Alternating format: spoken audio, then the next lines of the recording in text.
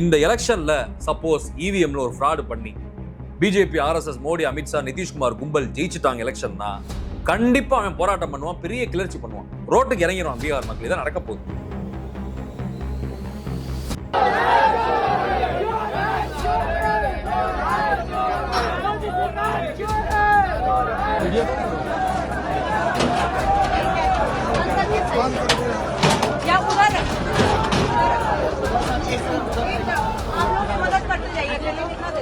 और लेबर सब एकदम खुला ही बोल दी हाँ बोल हम एक एक करके खुलवाते ना सारा एक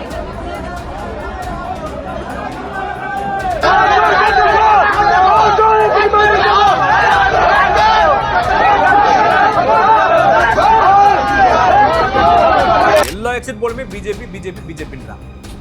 என்டிஏ தான் ஜெயிக்கும். முதலமைச்சர் நிதிஷ்குமார் விட மாட்டாங்க, என்டிஏன்னு போடுறாங்க. நம்ம எஸ்ஐஆர்ல ஒரு ஃப்ராடு பண்ணி தான் இந்த எலெக்ஷனே நடந்திருக்கிறது உணர்ந்த பிறகுதான் அடிக்க ஆரம்பிக்கிறான். யார? பிஜேபி எம்எல்ஏவை, BJP minister, BJP deputy CM எல்லாரையுமே அடிச்சு ஓட ஓட விரட்டுறான். பீகார்ல பல பகுதிகளில் பாட்னாலே நடக்குது.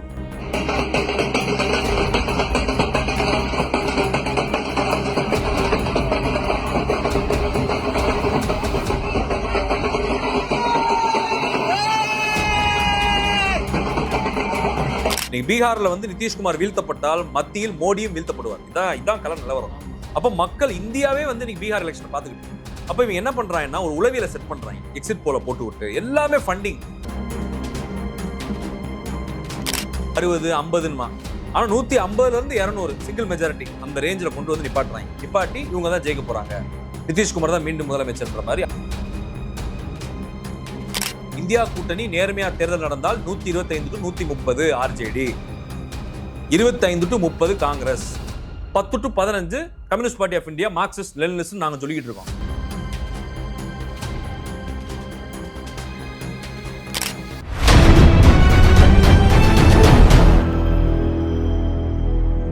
வணக்கம். வணக்கம் தோழர். வணக்கம். இப்போ பீகார் கிட்டத்தட்ட எலெக்ஷன் முடிஞ்சிச்சு. அது ஒரு நாளைக்கு முன்னாடி பார்த்தீங்கன்னா Delhi bomb blast வெடிச்சிருக்கு.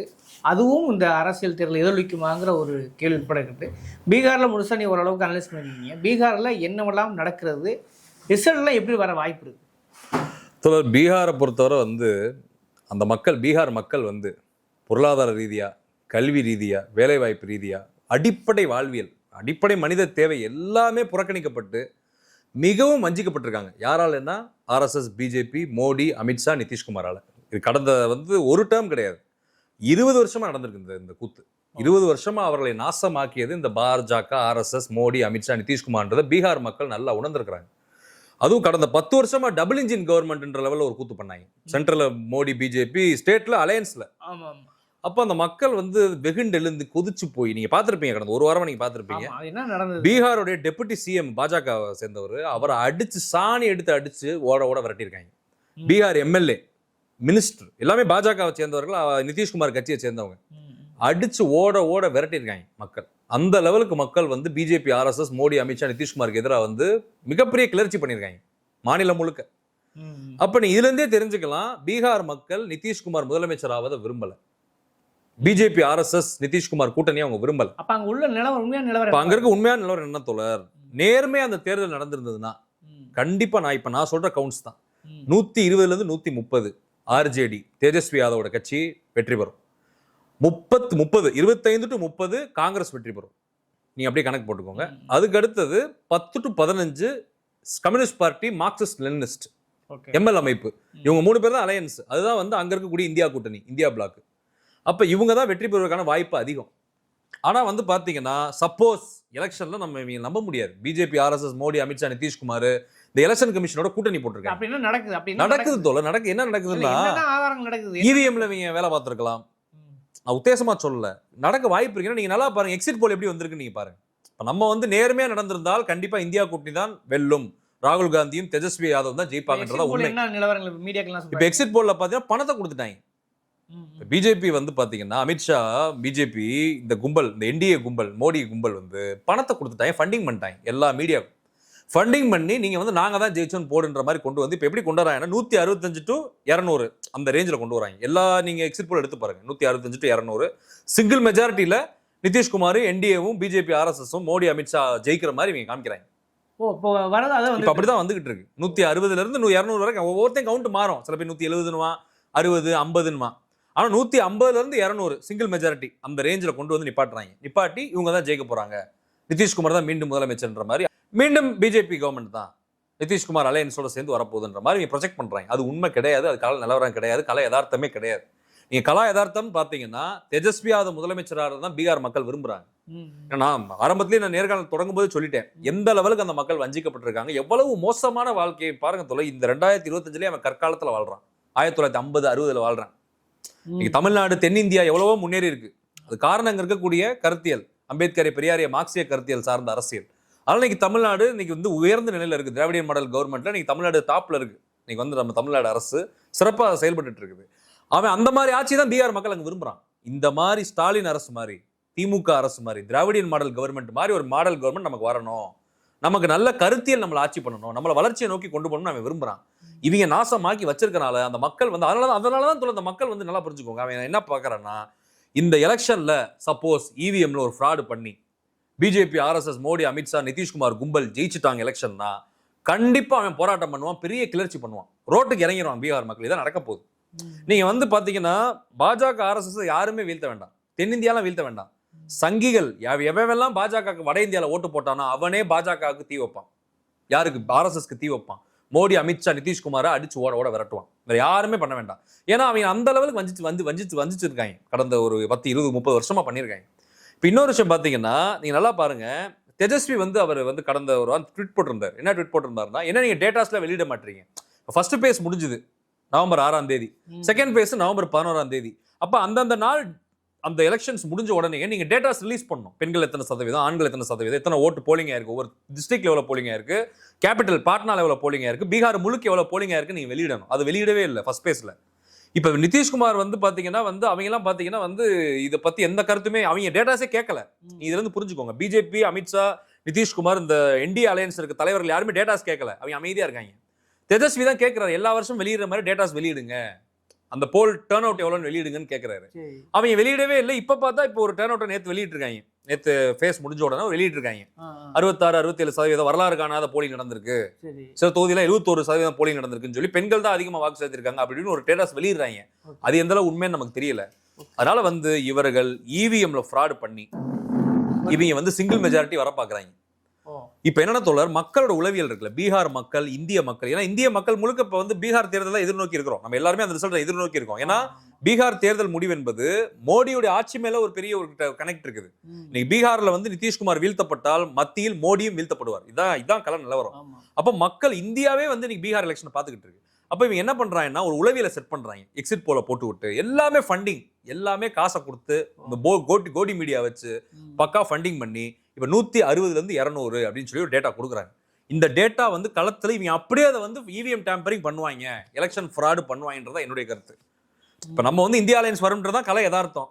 Suppose BJP, RSS, Modi, Amit Shah, Nitish Kumar வந்தாங்க, ஜெயிச்சுட்டாங்க, என்டிஏ ஜெயிச்சிட்டாங்கன்னா அது ஃப்ராடுத்தனமால மட்டும்தான் ஜெயிக்க முடியுமே தவிர்த்து, எலெக்ஷன் கமிஷன் ஃப்ராடு பண்ணி தான் ஜெயிக்க முடியுமே தவிர்த்து மக்கள் ஓட்டை பெற்று அவர்கள் ஜெயிக்க வாய்ப்பே கிடையாது. இதுதான் கலை யதார்த்தம், உண்மை. நீங்க பாருங்க, சப்போஸ் ரிசல்ட் மாறுச்சுன்னா பெரிய புரட்சி பீகார்ல வெடிக்கும். பீகார் மக்கள் புரட்சி செய்வார்கள். இதான் நடக்க போகுது. என்ன சொல்றீங்க? இதான் நடக்க போகுது. இதான் உண்மை. நீங்க வேணா வந்து நான் வீடியோஸ் அனுப்பிச்சுறேன் பாருங்க, எந்த அளவுக்கு மக்கள் கோவந்திருக்காங்கன்னு பாருங்க. பிஜேபி போஸ்டர்ஸ் அடிச்சு கிழிக்கிறது, பிஜேபி தலைவர்களை அடிச்சு ஓட விடுறது, நீங்க அதெல்லாம் பார்த்தீங்கன்னா உங்களுக்கே தெரியும் எந்த அளவுக்கு மக்கள் வந்து கொதிச்சு போயிருக்காங்கன்றது. தோழர், அவன் வந்து காங்கிரஸ்க்கு ஓட்டு போடுறான், பிஜேபிக்கு ஓட்டு போடுறான். அப்படி வச்சுக்கோங்க நீங்க. ஃபார் எக்ஸாம்பிள், சம்பந்தமே இல்லாம நிதிஷ்குமார் சிஎம் வராது. யோசிச்சு பாருங்க எவ்வளவு வருத்தப்படுவாங்க மக்கள். நான் ஒருத்தருக்கு இவங்க தான் சிஎம்னு ஓட்டு போடுறேன், தேஜஸ்வி யாதவுக்கு போடுறேன், ஆர்ஜேடிக்கு போடுறேன், நீங்க சிராக் பஸ்வான் கூட போறேன்னு வச்சுக்கோங்க, நான் இப்படி போடுறேன், இந்த மாதிரி தான் சாய்ஸ் வைக்கிறேன், பீகார் மக்கள் எலெக்ஷன்ல ஓட்டு போடுறான். அப்ப அவன் சம்பந்தமே இல்லாம நிதிஷ்குமார் சிஎம் ஆனா அவனுக்கு எப்படி இருக்கும் யோசிச்சு பாருங்க. நீங்க ஒருத்தர் விரும்பி ஓட்டு போடுறீங்க, ஏ பின்னு இருக்குது, ஏல ஏ ஒன்று சிஎம் ஆனா இல்ல பி சிஎம் ஆனோம், சம்பந்தமே இல்லாம சி சிஎம் ஆச்சுன்னா அந்த கதை தான் நிதிஷ்குமார். நிதிஷ்குமாரை மக்கள் ஜெயிக்க வச்சதே கிடையாது. நீங்க சிங்கிள் மெஜாரிட்டி ஓட்டுல அந்த வாழ்நாளே ஜெயிச்சது கிடையாது. 43 சீட் ஜெயிச்சுக்கிட்டு இந்த எல்லாரையும் வந்து பிளாக்மெயில் பண்ணி மிரட்டி இந்த சிஎம் ஆயிடுவார். இப்ப இதை மக்கள் விரும்பல. அதுவும் 10 வருஷமா அந்த பீகார் பாட்னா பகுதிகள், இந்த பீகார் ஒட்டுமொத்த மாநிலத்தையுமே மிகவும் மோசமா பின்தங்கிய பொருளாதார ரீதியாக, சுகாதார ரீதியாக, கட்டமைப்பு ரீதியாக, அடிப்படை வாழ்வியல் ரீதியாக, எல்லா ரீதியாகவும், சுகாதாரமா இருக்கட்டும், இன்ஃப்ராஸ்ட்ரக்சரா இருக்கட்டும், ரோட்வேஸா இருக்கட்டும், அவங்களுடைய அந்த பேசிக் நெசசிட்டிஸ், உண்ண உடுத்த உடை, இருக்க இடம் எதுவுமே இல்லாம அவங்க நாசகாடாக்கி மிகவும் வறுமை கோட்டு கீழே ஒரு வாழ்க்கையை வந்து அந்த பீகார் மக்கள் வாழ்றாங்க. சர்வநாசமான வாழ்க்கை. இந்த மாதிரி வாழ்க்கை வந்து உலகத்திலே எந்த மக்கள் வாழ மாட்டாங்க, ஆப்பிரிக்கால கூட வாழ மாட்டாங்க, அந்த அளவுக்கு மோசமா வாழ்றாங்க. அப்ப அந்த நிலையில் யார் அவங்கள வச்சது? யார் வச்சது? நிதிஷ்குமார், பிஜேபி, ஆர்எஸ்எஸ், மோடி, அமித்ஷான்றதை அந்த மக்கள் நல்லா உணர்ந்திருக்கிறாங்க. அதனாலதான் வந்து பாத்தீங்கன்னா மோடியோட கூட்டத்துக்கே மக்கள் போறதில்லை. பொதுக்கூட்டங்கள்லாம் மக்கள் போவே இல்லை. கடுமையா எதிர்க்கிறாங்க மோடியை. பிஜேபி எதிர்க்கிறான், ஆர்எஸ்எஸ் எதிர்க்கிறான், அமித்ஷா எதிர்க்கிறான், நிதிஷ்குமார் எதிர்க்கிறான். அப்ப இதோட விளைவு என்பதா அதான் தேர்தல் ரிசல்ட்ன்றதான் எங்களுடைய கருத்து. கள நிலவரத்தை நாங்க ஆய்வு பண்றதுனால உண்மையில நீங்க பாத்தீங்கன்னா கண்டிப்பா இந்தியா கூட்டணி தான் ஜெயிக்கும். இந்தியா கூட்டணி ஜெயிக்கலைன்னா அது ஃப்ராடு தேர்தல்ன்றதை நீங்க புரிஞ்சுக்கணும். இல்லைப்பா, 65 லட்சம் பேருடைய பேரில் நீக்கப்பட்டிருக்கு. அப்படி இருக்கும்போது அது எப்படி நடக்க வாய்ப்பு இருக்குது? ஏன்னா தேர்தலுக்கு முன்னாடியே 1 லட்சம் பேர் கிட்ட 10,000 ரூபாயெல்லாம் வந்து கொடுக்கப்பட்டிருக்குன்ற ஒரு தகவல் வருது. நிதிஷ்குமாரோடைய அது வந்து அரசோடைய திட்டம்ன்ற அடிப்படையில் கொடுக்கன்றாங்க. அதெல்லாம் எதிரொலிக்காதா? தோழர், கண்டிப்பா எதிரொலிக்கும் தோழர். இந்த 10,000ன்றது அவங்க காசை கொடுக்கல, மக்கள் பணத்தை எடுத்து அரசு நிதி எடுத்து கொடுத்துருக்கான் 10,000. அந்த 10,000ன்றதே ஒரு ஃப்ரீபி, ஓட்டுக்கு பணம் கொடுத்த கணக்கு தான். இவன் வந்து நலத்திட்டம் நம்ம ஏத்துக்க முடியாது. அதே எலெக்ஷன் டைம்ல தான் கொடுப்பியா 10,000? மற்ற நாள்ல கொடுக்க மாட்டியா? இப்ப நீங்க அதை இது ஒரு பாயிண்ட் புரிஞ்சுக்கோங்க. அடுத்து நான் என்ன சொல்றேன்னா, எஸ்ஐஆர்வே ஒரு ஃப்ராடு, ஸ்பெஷல் இன்டென்சிவ் ரிவிஷன்ன்றது ஒரு ஃப்ராடு. எலெக்ஷன் டைம்ல நீ ஏன் இது பண்ற? மற்ற நாட்கள் பண்ணலாம்ல, ஒரு 5 வருஷம் சாலிடா ஒரு கவர்மெண்ட் நடந்துட்டு இருக்கப்ப நீ பண்ணலாம்ல எஸ்ஐஆர், எந்த டைம்ல நீ பண்ணலாம்ல. அதே எலெக்ஷன் டைம்ல நீ பண்ற? தமிழ்நாட்டுக்கே எஸ்ஐஆரால மிகப்பெரிய ஆபத்து இருக்கு. திமுக அரசு, முதலமைச்சர் மு க ஸ்டாலின், துணை முதலமைச்சர் உதயநிதி ஸ்டாலினுக்கு இந்த காணொலி மூலமா நான் கோரிக்கை வைக்கிறேன். திமுக நிர்வாகிகளுக்கு தயவு செய்து எஸ்ஐஆர் எடுத்து கடுமையா போராட்டத்தை கட்டவிழ்த்து விடுங்க. எஸ்ஐஆர் தயவு செய்து கோஆபரேட் பண்ணாதீங்க, தமிழ்நாடு முழுக்க ஒத்துழைக்காதீங்க. காந்தி எப்படி ஒத்துழையாமை இயக்கம் தொடங்கினாரு, அதான் ஒத்துழைக்காதீங்க. எஸ்ஐஆர் தயவு செய்து ஒத்துழைக்காதீங்க. இது என்னுடைய கோரிக்கை தமிழ்நாடு மக்களுக்கு, தமிழ்நாடு அரசுக்கு. ஏன்னு கேளுங்க, நீங்க எஸ்ஐஆர் என்பதே வந்து அவன் ஓட்டை நீக்க தான் வர்றான், அவன் சேர்க்கணும்னே வரல. நீங்க நல்லா பாருங்க, எலெக்ஷன் கமிஷனர் இன்டர்வியூ பிரஸ் டெல்லியில ஒரு எலெக்ஷன் கமிஷன் ஆஃப் இந்தியால இருந்து கொடுக்குற எல்லா பிரஸ் மீட்லயுமே நீக்க போறோம் தான் பேசுறாரு, சேர்க்க போறோன்னே பேச மாட்டாரு. நீ அவங்களுக்கு என்னன்னா தொலை எஸ்ஐஆர் என்பதே வந்து பாத்தீங்கன்னா சிறுபான்மையின மக்கள், இஸ்லாமியர்கள், கிறிஸ்தவர்கள், பெண்கள், பட்டியல் சமூகம், பிற்படுத்தப்பட்ட சமூகம், பாஜக ஆர்எஸ்எஸ்க்கு எதிராக ஓட்டு போடுறவங்க, அம்பேத்கரை, பெரியாரை, மார்க்சிய கருத்தில் உள்ளவர்கள், எதிர்க்கட்சி ஆதரிக்கக்கூடியவர்கள், எதிர்க்கட்சியோட ஓட் பேங்கை சிதைக்கணும், அதை வந்து நீக்கணும்ன்றதா அவங்க திட்டம். அதுக்கு தான் அவன் கொண்டு வந்து எஸ்ஐஆர் பண்றான். சிஏஏ, என்பிஆர், என்ஆர்சியை மறைமுகமா அமல்படுத்த பாக்குறான். ஏன்னா அதுக்கடுத்து வந்து பாத்தீங்கன்னா ஓட்டர் ரோல்ஸ் இருக்குல்ல, வாக்கு இதுல சீட்டுல வந்து பாத்தீங்கன்னா ஃப்ராடுத்தனம் பண்ண போறான். இது தனியா பண்ணிட்டு எலெக்ஷன் ஓட்டிங் மிஷின்லயும் ஃப்ராடு பண்ணுவான். நீங்க நல்லா புரிஞ்சுக்கோங்க, வாக்கு சீட்டு ஓட்டர் ரோல்ஸ்லயும் ஃப்ராடு பண்ணுவான். நீங்க நல்லா பாருங்க, மகாராஷ்டிரால ஃப்ராட் நடந்தது, ராகுல் காந்தி பிரஸ் மீட் போட்டு அம்பலப்படுத்தினார். ஹரியானால ஃப்ராட் நடந்தது, ஹரியானா தேர்தலில் ராகுல் காந்தி பிரஸ் மீட் போட்டு அம்பலப்படுத்தினார். அடுத்து மகாதேவபுரா எம்எல்ஏ தொகுதி, பெங்களூர் சென்ட்ரலுக்குள்ள உள்ளடங்கிய மகாதேவபுரா எம்எல்ஏ தொகுதி கர்நாடகால ஃப்ராட் நடந்தது, அதையும் ராகுல் காந்தி அம்பலப்படுத்தினார். அதுக்கடுத்து எல்லா தேர்தல்களுமே ஃப்ராட் நடந்திருக்கு. பிரேசிலியன் மாடலை கொண்டு வந்து போட்டிருக்கான் எங்க ஹரியானால. அந்த பிரேசிலியன் மாடலே காரி துப்புது, பிரேசில்ல இருந்து இன்டர்வியூ கொடுக்குது. ஏன்னா நான் இந்தியாக்கே போனாலும் எனக்கு அப்புறம் ஓட்டு போட்டீங்கன்னு சொல்லி அந்த பொம்பளை கேட்குது. இதை விட கேவலம் வேற ஏதாவது இருக்கா உலகத்தில்? இந்த நாட்டில் யோசிச்சு பாருங்க. நீங்க ஓப்பனா ஃப்ராட் நடக்குது, election commission fraud, election commissioner fraud, vote ஷோரி நடக்குது, இதான் உண்மை. அப்ப அதைத்தான் எஸ்ஐஆர் வந்து 65 லட்சம் பேர் நீக்கினான். தமிழ்நாட்டில் நீங்க நல்லா புரிஞ்சுக்கோங்க, ஒரு 8 கோடி பாப்புலேஷன் நம்ம தமிழ்நாடு, 6.5 கோடிக்கு பேர் ஓட் கெப்பாசிட்டி இருக்குது. அந்த 6.5 கோடி பேர் இப்போ 1 கோடி 1.5 கோடி பேரை நீக்க போறான். அதான் பண்ண போறான். பண்ணி ஓட்டை ஃபுல்லா ஷார்ட் லிஸ்ட் பண்ணி சிதைக்க போறான். டிஎம்கேவோட ஓட் பேங்க், இந்தியா அலையன்ஸோட ஓட் பேங்கை சிதைக்க போறான். இதை வந்து தமிழக மக்களும் உணரணும். பீகார்ல இதைத்தான் மண்ணா 65 லட்சம் பேர் தூக்குனா. 65 லட்சம் பேர் தூக்கியே இந்தியா கூட்டணி வெல்லும் நாங்க சொல்லிட்டு இருக்கோம். நீங்க அதனால புரிஞ்சுக்கணும், பாயிண்ட் டு பி நோட்டட்.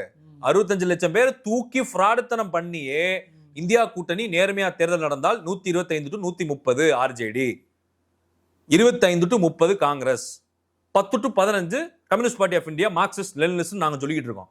அப்ப 65 லட்சம் பேர் தூக்கலைன்னா இன்னும் சிங்கிள் மெஜாரிட்டியில வந்திருக்கும். யாரு? India alliance. அப்ப அவ்வளவு ஃப்ராட் நடந்துமே மக்கள் அந்த பக்கம் தான் நிக்கிறாங்க. இப்ப இதுதான் தோழர். இப்ப என்னன்னா, அந்த ஓட்டை தூக்குறது, நீக்கிறதே பாத்தீங்கன்னா உங்க ஓட் பேங்கை சிதைக்கிறது, உங்களோட வெற்றி விகிதத்தை குறைப்பது, உங்களை வந்து வெற்றி அடை விடாமல் செய்வது. இப்ப திமுக ஆட்சியை வீழ்த்த முடியாது, அப்ப எஸ்ஐஆர் வச்சு வீழ்த்திடலாம். ஆர்ஜேடி இந்தியா அலையன்ஸை வீழ்த்த முடியாது, அப்ப எஸ்ஐஆர் வச்சு வீழ்த்திடலாம். அதுக்கு தான் எஸ்ஐஆர் பண்ணது. நல்லா பாருங்க, எஸ்ஐஆர் முடிஞ்சோன்னு பீகார் தேர்தல் அறிவிக்கப்படும், தமிழ்நாட்டில் எஸ்ஐஆர் முடிஞ்சோன்னு தமிழ்நாடு தேர்தல் அறிவிக்கப்படும். இதுல இருந்து நீங்க புரிஞ்சுக்கோங்க எவ்வளவு பெரிய ஃப்ராட் நடக்க போகுன்றது. இப்ப நான் ஒரு ஆவணம் மாதிரி நான் கொடுத்துக்கிட்டு இருக்கேன். இது வந்து மிகப்பெரிய சதி. எஸ்ஐஆர் என்பது ஒரு ரிஃபார்ம், ஒரு ரிஃபர்மேட்டிவ் மூவ்மெண்ட் கிடையாது, ஒரு ரிஃபர்மேட்டிவ் ஆன ஒரு ஸ்டாண்ட் கிடையாது. அது வந்து it's a conspiracy to steal all your vote. ஒரு மிகப்பெரிய சதித்திட்டம் தீட்டி உங்களுடைய ஓட்டுகளை திருட போகிறார்கள், அழிக்க போகிறார்கள். நீ ஓட்டு இருந்தா ஓட்டு போட மாட்டேன் எனக்கு, இப்போ ஓட்டே நான் நீக்கிடுறேன். அதான் அந்த கான்செப்ட் தான். நீ ஓட்டு போட மாட்டேன், பிஜேபி அரசு நீ ஓட்டே போட மாட்டேன் தமிழ்நாடுக்காரன், அப்போ ஓட்டே நான் தூக்கிடுறேன், நீ எனக்கு ஓட்டே போட வேணாம், நீ டிஎம்கேக்கும் போட வேணாம், எனக்கும் போட வேணாம். இந்தியா கூட்டி டிஎம்கேக்கும் போடாத, எனக்கும் போடாத, நீ ஓட்டே போட வேணாம், வீட்டில் உட்காருன்றதா இப்போ அந்த கதை. நீங்க நல்லா பாருங்க, எஸ்ஏஆர்ல வந்து பீகார்ல பண்ண சதியவே தமிழ்நாட்டில் எப்படி அப்ளை ஆகும் நான் சொல்றேன் கேளுங்க. ஒரு கியூஆர் கோடு போட்ட ஃபார்மை கொடுக்குறேன், அதுல பிளை பண்ணா என்னை தூக்கிடுவேன். நான் வந்து வெவ்வேறு ஊர்களில் மக்கள் வேலை பார்க்குறாங்க, பீகார் மக்களும் புலம்பெயர்ந்து வேலை பார்க்குறாங்க, தமிழர்களும் அந்தந்த உள் மாவட்டங்களே நான் சொல்றேன். தமிழ்நாட்டுக்குள்ளேயே வெவ்வேறு சென்னையில் ஒர்க் பண்றோம், பல நேரம் ஒர்க் பண்றோம். நீ வீட்டுக்கு வர்றப்ப நான் இல்லை, அந்த ஃபார்மை நான் எப்படி வாங்குவேன்? நீ என்னை தூக்கிடுவேன், லிஸ்ட்ல இருந்து பிளை பண்ணா தூக்கிடுவேன். நான் ஆவணங்கள் 10 ஆவணங்கள் கேட்குறீங்க, அந்த 10 ஆவணங்கள் நான் கொடுக்கலன்னா தூக்கிடுவேன். அட்ரஸ் சரியா இல்லைன்னா தூக்கிடுவேன். ஆதாருக்கு இதுக்கு ஒரு டிஸ்கிரிபன்சி இருந்தா தூக்கிடுவேன். பழைய எலெக்ஷன் ஓட்டர் ஐடியில் இருக்கக்கூடிய அட்ரஸும் இதுவும் சேஞ்சஸ் இருந்தா தூக்கிடுவேன். அப்ப எல்லாமே நீக்கிறதுக்கு தான் அந்த ரூல்ஸ் இருக்குது, அது சேர்க்கறதுக்கு ரூல்ஸ் கிடையாது. இப்போ எனக்கு வந்து நான் சேரணுங்க, ஓட்டரான்னு சேர்றதுக்கு நான் ஒரு முயற்சி பண்றேன். நீ என்ன எவ்வளவு கடினமான ஒரு ப்ராசஸ் வச்சா நான் எப்படி சேருவேன்? ப்ராசஸே கடினமான ப்ராசஸ். இவ்வளவு ஆவணங்களை கூட, அதை கூட, இதை கூட, நீ சிட்டிசன் ப்ரூவ் பண்ண, உன் அட்ரஸ் கரெக்டாக கொடு. அப்போ நீங்கள் யோசிச்சு பாருங்க, அது உங்களை நீக்குவதற்கான வேலை தான். நீங்கள் கொஞ்சம் கேர்லெஸ்ஸாக இருந்தால் உங்களை தூக்கிடுவாங்க ஓட்டர் ஐடியிலேருந்து. அப்போ அதுக்கு தான் பிளானு. இப்போ நான் வந்து வீட்டில் இல்லை, நான் வீட்டுக்கு வந்து 2 வாட்டி 3 வாட்டி வந்து பார்த்துட்டு போகிறாங்க, ஒரு வாட்டி தான் வருவாங்கன்னு வச்சுக்கோங்க. நான் இல்லைன்னா போயிடுவாங்க. நான் வேற ஊரில் ஒர்க் பண்ணிக்கிட்டு இருப்பேன் சென்னையில். இப்போ எனக்குலாம் அந்த கதை தான். நான் சென்னையில் தான் இருப்பேன், டெல்லியில் இருப்பேன், அப்பப்போ மதுரைக்கு வருவேன். ஏன்னா வீட்டுக்கு இல்லைன்றப்ப என்னை ஓட்டர்லேருந்து தூக்கிடுவேன். இப்போ இந்த கதை நடந்துகிட்டு இருக்கு. அதான் சொல்றேன், இதுதான் பீகார் நடந்தது. 65 லட்சம் பேர் அப்படிதான் தூக்குனாங்க. இது வந்து ஃப்ராடு, எஸ்ஐஆர்ன்றது ஃப்ராடு. அந்த ஃப்ராடோட ரிசல்ட் தான் இந்த பீகார் எலெக்ஷன். சரி, அப்போ எலெக்ஷன் வந்து இப்போ நீ சொல்ல மாதிரியான பிரார்த்தனத்தில் நடந்துக்க பட்சத்தில் அங்கே வேற என்னென்ன விஷயங்கள் சாட்சியங்களாக அமைந்தன? அதாவது இப்போ ப்ராடு பண்ணியிருக்கான்னு சொல்கிறாங்க இல்லையா, அது என்னென்ன மாதிரியான ப்ராடுகள் நடந்திருக்குன்னு ஒரு கேள்வி இருக்குல்ல. அதாவது நீ சொல்லும்போது இன்னொன்று மக்கள் எதிர்ப்புகள் எந்த மாதிரி இருந்துச்சு, இப்போ டெப்டி சிஎம் அடிச்சு வரலான்னு சொன்னாங்க, இது மாதிரி சம்பவங்கள் வேற என்ன நடந்தது? தோழர், இப்போ 65 லட்சம் பேரை நீக்கினது வந்து ஒரு பெரிய ஃப்ராடுன்றது இப்போ ராகுல் காந்தியோட ப்ரெஸ் மீட் வந்து நல்லா புரிஞ்சுக்கோங்க. அதை ஃபுல்லாக வந்து ஷார்ட்ஸ் போட்டு மக்கள் மத்தியில் நல்லா ஷேர் ஆயிடுச்சு. பீகாரில் இளைஞர்கள்லாம் ஆண்ட்ராய்டு ஃபோன் வச்சிருக்கான். என் முட்டாள் கிடையாது, இப்போ ரொம்ப அட்வான்ஸ் ஆகிட்டான். ஆண்ட்ராய்டு ஃபோனில் அவன் எல்லாத்தையும் பார்த்து புரிஞ்சுக்கிட்டான்.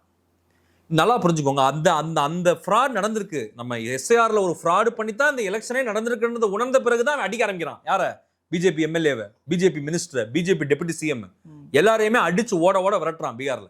பல பகுதிகளில் பாட்னாலே நடக்குது. அப்ப எப்படி அவன் உணர ஏன் அந்த கிளர்ச்சிக்கு அந்த ஸ்டாண்டுக்கு அவன் வர்றான்னா, எஸ்ஐஆர் ஃப்ராடு தானே ஆல்ரெடி பண்ணிட்டாங்க, 65 லட்சம் பேரை தூக்கிட்டாங்க, இந்த எலெக்ஷனே ஃப்ராடு தான்றதை உணர்ந்த பிறகுதான் ஃபர்ஸ்ட் பேஸுக்கும் செகண்ட் பேஸுக்கும் இடைப்பட்ட அந்த ஒரு 5 நாளுக்குள்ள தான் நடக்குது இந்த சம்பவங்கள். நல்லா புரிஞ்சுக்கோங்க. நீங்க அந்த 6ல் முடியுது ஃபர்ஸ்ட் பேஸ், நவம்பர் 6, 7, 8, 9, 10 இந்த 4 நாளைக்குள்ள தான் அந்த சம்பவம் நடக்குது. அப்ப அவன் உணர்ந்துட்டாங்க. அதுவும் ராகுல் காந்தி இப்ப ஹரியானா வேற ரிலீஸ் பண்ணி விட்டார் கரெக்டான டைம்ல. அவன் இன்னும் வந்து அவன் கிளர்ந்து எழுதுறான். அப்ப வந்து இதுவே நீங்க புரிஞ்சுக்கோங்க தோழர், ஃப்ராடு தான் இந்த எலெக்ஷனேன்றது நீங்க புரிஞ்சுக்கோங்க. எலெக்ஷன் கமிஷனே ஃப்ராடு தான். அதுக்குள்ள ஜனநாயக சக்திகள் எப்படி ஜெயிக்க போகுது, மக்களுக்காக நிற்கக்கூடிய இந்தியா கூட்டணி எப்படி ஜெயிக்க போகுது, இந்த மக்களுடைய வாக்குரிமை எப்படி ஜெயிக்க போகுதுன்றதா இப்ப இந்த தேர்தலுடைய ரிசல்ட். நீங்க அப்படிதான் அதை பார்க்கணும். முழுக்க ஃப்ராட். எலெக்ஷன் கமிஷன் பிரதமர்ல இருந்து, உள்துறை அமைச்சர்ல இருந்து, மாநில முதலமைச்சர் இப்ப நிதிஷ்குமார்ல இருந்து எல்லாருமே ஃப்ராட், கான்ஸ்பிரசி. ஓகே, 14ஆம் தேதி என்ன நடக்க வாய்ப்பு இருக்கு பீகார்ல?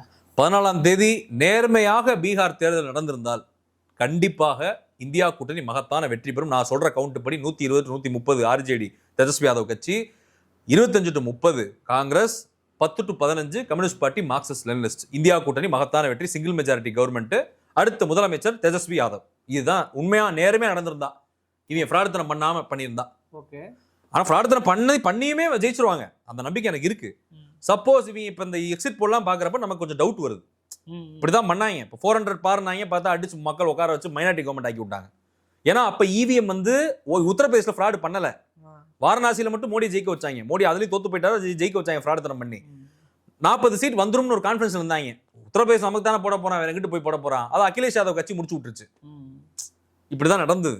என்ன, நம்ம சமாஜ்வாதி பார்ட்டி அந்த முடிச்சு விட்டு 40 சமாஜ்வாதி கைப்பற்றணும்னு இவங்க தோத்து போயிட்டாங்க. இதான் நடந்த உண்மை 2024 நாடாளுமன்ற தேர்தலில். இப்போ அதே மாதிரி இவங்க ஒரு ஹோப்ல இருக்காங்க.